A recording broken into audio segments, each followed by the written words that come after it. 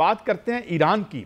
मैं quite recently वहाँ गया भी और बड़ी वहाँ पे जो इन मुजाहिरों को रंग देने की कोशिश की जा रही है, ख़ास तौर पर वेस्ट जो है। इससे पहले वो शाह ईरान के बेटे को तैयार कर रहे थे, जो कि ज़ाहिर है कि एक वेस्टर्न स्टूज है, इसके अलावा तो वो कुछ नहीं है। मैं ये नहीं कहता कि ईरान के अवाम खुश हैं, क्योंकि मैं लंबी तारीख, अब ये कोई हिस्ट्री का लेक्चर तो हम दे नहीं सकते कि कैसे तौदे पार्टी नाकाम हुई और उसकी जगह आयतुल्लाह ख़मीनी आए। इट्स हिस्ट्री और लंबी कहानी है, हमारी जनरेशन ने तो अपनी आंखों से ये देखा है। मगर अगर ये हल नहीं है, अगर ये जो एक रिलीजियस यानी है ऊपर एक रूलिंग इशराफिया, वो हल नहीं है, तो शाह ईरान तो बिल्कुल ही हल नहीं है। तो क्या हम उसे एक और मुकम्मल, चलें ये तो कोई इलेक्शन में लाइनें लूने लगा लेते हैं, हमारे जैसा इलेक्शन वहाँ भी हो ही जाता होगा इंशाल्लाह, लेकिन यानी वो तो आ जाएगा तो फिर इसका मतलब है कि बादशाह वापस लाना चाहता है।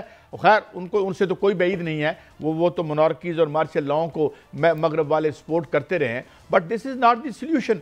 मैंने जो ईरान में देखा मियाँ साहब, महंगाई, और अभी जो मैं रिसेंटली फिगर्स देख रहा था, 25 में 42% इन्फ्लेशन है, 42। और वो पहले ही जो उनका जो उनकी करेंसी है वो बुरी तरह से इस साल फिर गिरी है। ये लोगों के मसाइल हैं और इन मसाइल का हल चाहिए लोगों को, ना कि उन्हें जो है वो शाह ईरान का बेटा दोबारा से चाहिए। तो मेरे ख्याल में हमें इसको रिपोर्टिंग करते हुए बड़े ध्यान से रिपोर्टिंग करनी चाहिए कि भाई लोगों को उनके माशी हकूक़ दें, उनके सियासी हकूक़ दें, ना कि जो है एक और डिक्टेटर या एक और किंगडम उन पर हम मुसल्लत कर दें। देखें, माशी हकूक़ जो बिल्कुल देने चाहिए, ये सब कुछ होना चाहिए, लेकिन एक पहलू को हमें नज़रअंदाज नहीं करना चाहिए। वो पहलू ये है कि अमेरिका और इजराइल ईरान के अंदर रजीम चेंज करना चाह रहे हैं। वो हर सूरत चाह रहे हैं कि वहां पासदाराने इनकलाब जो है उनकी हुकूमत चेंज की जाए, और इस हवाले से कभी वो हिजाब को बहाना बनाते हैं, कभी वो जो है वो दीगर मसाइल को बहाना बनाते हैं। इस वक्त जो वहां पर मसला बना हुआ है, वहां पर करेंसी का बहुत बड़ा मसला बन गया है। वहां 14 लाख रियाल का जो है वो $1 मिल रहा है इस वक्त। इतनी बड़ी करेंसी की गिरावट आ चुकी है। 72% कीमतें जो हैं वो अशियाए खुर्दोनोश की बढ़ गई हैं, और ये वहां पर पानी खत्म हो गया है। इसमें कोई शक नहीं कि उनके मसाइल जो हैं वो एक से बढ़कर एक मसाइल है।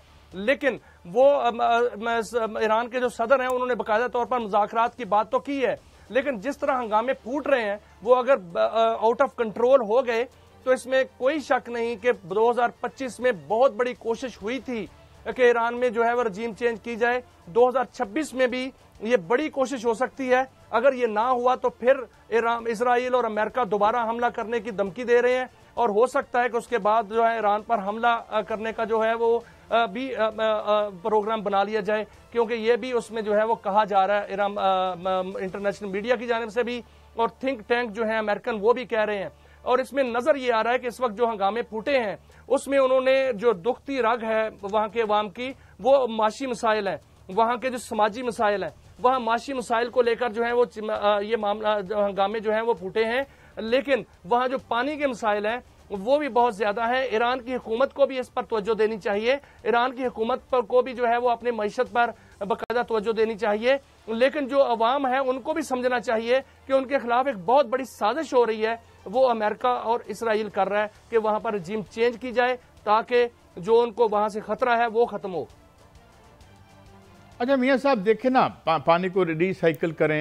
एक तो मैं ईरान बुरी तरीके से घिरा रहा, रेवोल्यूशन से लेके अब तक उस पर पाबंदियाँ लगती रहीं, और ये है उसमें उसको चोक करने की कोशिश की, उसमें कुछ उसे फ़ायदे भी हुए, उन्होंने कुछ इंडिजिनस इंडस्ट्री जो है उसको किया। मगर बात ये है कि ये जो तेल की दौलत थी इस पर आवाम पे खर्च करो, या वहाँ भी तो वही खेल है ना जो हमारे यहाँ खेल है। अब एक वहाँ पे इशराफिया है, वो उनका फिर उनके पासदाराने इनकलाब के हवाले से बातें हैं। एक और बहुत बड़ा फंड है, ये राइटर की खबर है मैंने किसी और टीवी पे की थी, जो उनके अपेक्स लीडर हैं उनके पास उस वक्त कोई आई डोंट नो कितने $100 बिलियन का था। तो भाई ट्रिकल डाउन करके नीचे लोगों की ज़िंदगी सुखी करें। ये प्रॉब्लम आज दुनिया का क्या है और अमेरिका में क्या है। अमेरिका में जो 2 करोड़ बंदा अभी रिसेंटली 2025 में बाहर आया है, वो किस लिए आया है? महंगाई की वजह से आया है, इन्फ्लेशन की वजह से आया है। और उधर क्या हुआ, उधर जो है ऊपर दौलत सारी ऊपर निकल गई। एक दिन में जो एलन मस्क ने $60 बिलियन स्टॉकों के जुए में कमा लिए। और आज भी मेरे पास खबर है, मेरे पास आई थी खबर कि जनाब सिवाय इसके कि पैसे वाले को आपने और पैसे वाला कर दिया है अहले मगरब ने, और हमारे यहाँ भी और हर जगह भी हम देखें तो इसका ये नतीजा है जेन जी क्या है? जेन जी कोई बुखार है, कोई कोरोना निकल आया है? और भाई उनके पास डिग्रियां हैं, नौकरी कोई नहीं। ईरानी हुकूमत को चाहिए कि अपने सर मैं कह रहा हूं कि ईरानी हुकूमत को चाहिए कि अपने जो मसाइल हैं उन पर काबू पाए, टेक्नोलॉजी पे काम करे, पानी को रिसाइकलिंग करे। पूरी दुनिया में ऐसा चल रहा है। वो इसराइल जैसा मुल्क जहां पर पानी नहीं है वो जो है पानी को रिसाइकिल कर रहे हैं, वहां पर ज़राअत जो है वो बेहतर हो रही है। ये होना चाहिए, लेकिन मंसूबा ये नहीं है। मंसूबा ये नहीं है कि वहां के मसाइल हल हों। मंसूबा, आलमी मंसूबा ये है कि ईरान को तोड़ा जाए, ईरान के 5 हिस्से किए जाएं, ईरान के जो 5 हिस्सों में उसको तकसीम कर दिया जाए, ये मंसूबा है।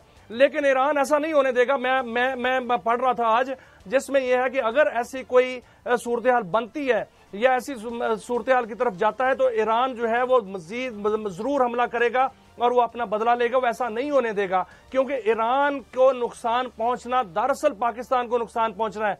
अगर ईरान को कुछ होता है, ईरान के वजूद को कुछ होता है, तो पाकिस्तान डायरेक्ट जो है उसका नुकसान जो है वो खमियाजा भुगतेगा। क्योंकि एक तरफ आपके जो है वो फितनतुल हिंदुस्तान है, एक तरफ जो है फितनतुल ख्वारिज है, एक तरफ जो है वो जो गुमराह कुन जो है वो हुकूमत है जो बांग्लादेश की है, सॉरी अफगानिस्तान की है, और दूसरी जानब जो है साजिशी हुकूमत भारत की है।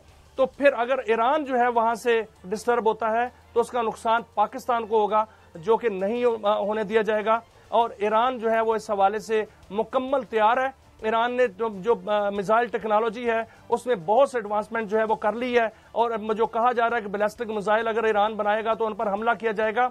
ईरान मुकम्मल तौर पर वो भी टेक्नोलॉजी हासिल कर रहा है, और जौहरी जो टेक्नोलॉजी है उस पर भी काम कर रहा है। मियां साहब आगे बढ़ते हैं। देखें आजकल फिर एक वीडियो लीबिया की चलाई जा रही है, मोहम्मद कज़ाफ़ी, वहाँ का वो भी डिक्टेटर था, वहाँ पर लेफ्ट ऑफ द सेंटर था।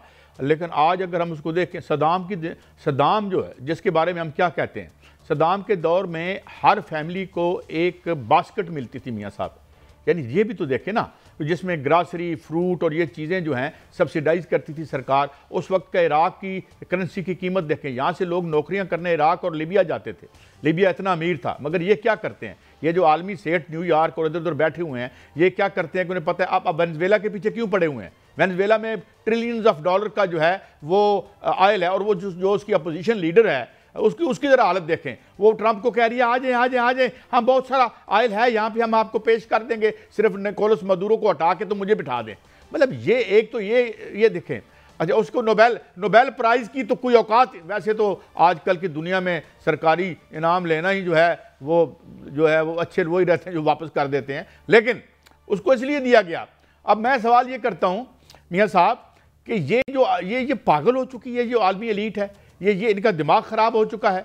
ईरान को अगर आप डिस्टेबलाइज करते हैं, पूरा रीजन डिस्टेबलाइज हो जाएगा। ये अलग बात कि ईरान की जो रूलिंग इशराफिया है, जो यानी ये हुआ क्यों था जब ब्रिटिश पेट्रोलियम को नेशनलाइज किया था मुसद्दक ने, और मुसद्दक का तख्ता उल्टवाया ये ने, और उसके बाद उन्होंने कहा कि यार कहते तौदे पार्टी ना आ जाए किधरे, क्योंकि उस वक्त कोल्ड वार अरूजों पर थी जब ये सब कुछ हो रहा था। चुनाचे आयतुल्लाह खुमैनी साहब सवेरे पेरिस में उनका बुआ जब नाक हुआ तो बाहर सारा प्रेस खड़ा था, and then rest is the history. और उसके बाद मर्ग बर अमेरिका हमने देखा, बट इट सूटेड अमेरिका। और आगे मेरी राय गलत हो सकती है,